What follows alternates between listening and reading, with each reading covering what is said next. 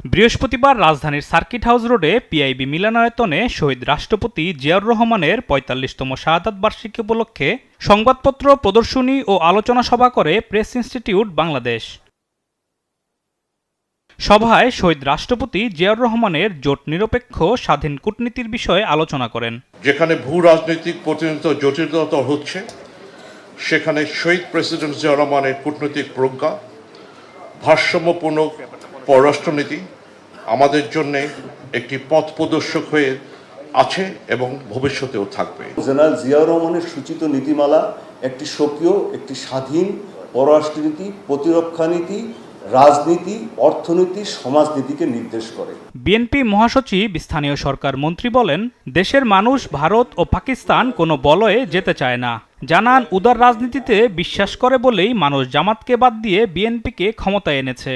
বাংলাদেশের সঙ্গে যখন আপনার পাকিস্তানের খেলা হয়, তখনও তারা বাংলাদেশের পক্ষে চিৎকার করে, আবার যখন আপনার ভারতের বিরুদ্ধে খেলা হয় তখন একইভাবে চিৎকার করে।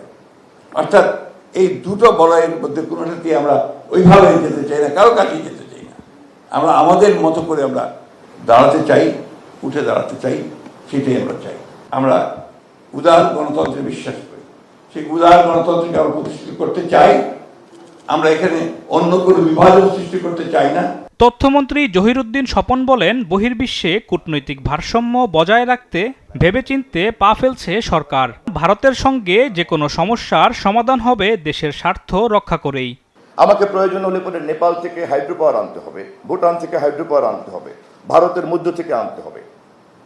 ভারতের মধ্যে উদীয়মান শক্তি, তার যদি কোনো সমস্যা থেকে থাকে, আমার টার্মস অ্যান্ড কন্ডিশনে তার সমস্যার সমাধান করতে আমি প্রস্তুত। কিন্তু টার্মস অ্যান্ড কন্ডিশনটা আমার ইন্টারেস্টটা কনফার্ম করতে হবে। শহীদ প্রেসিডেন্ট জিয়াউর রহমান কাউকে শত্রু না করে ঐক্যের রাজনীতি করে গেছেন বলেও জানান আলোচকরা। অথবা করাচির জামে ইমাম সাহেবের কাছ থেকে নিতে হবে।